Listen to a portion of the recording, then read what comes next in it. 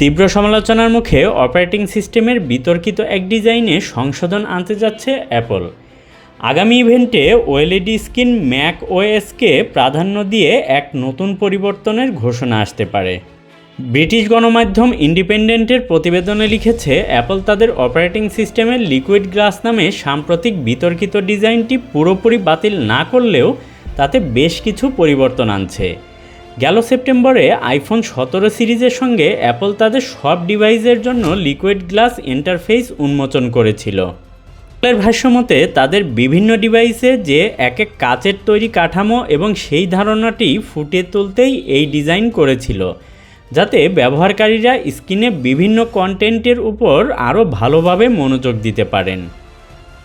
তবে এর নতুন রূপটি সবার পছন্দ হয়নি। সমালোচকরা তীব্র অসন্তোষ প্রকাশ করে বলেছেন, এই পরিবর্তনের ফলে ফোন ব্যবহার করা আগের চেয়ে কঠিন হয়ে পড়েছে এবং অনেক প্রয়োজনীয় তথ্য ঠিকমতো দেখা যাচ্ছে না। এরপর থেকে অ্যাপল ডিজাইনে বেশ কিছু ছোটোখাটো পরিবর্তন এনেছে, যার মধ্যে অন্যতম ট্রান্সপারেন্সি ইফেক্ট বা স্বচ্ছতার বিভিন্ন প্রভাব বন্ধ রাখার সুবিধা। এরই মধ্যে কোম্পানিটি ছেড়ে গেছেন তাদের ডিজাইনার অ্যালান ডাই। এ পরিবর্তনের নেতৃত্বে থাকা পাশাপাশি ডিজাইনটি প্রকাশ করেছিলেন তিনি। এই ঘটনার পর অনেকেই ধারণা করেছিলেন অ্যাপল হয়তো নতুন আপডেটটি পুরোপুরি বাতিল করবে বা এর চেহারায় বড় পরিবর্তন আনবে।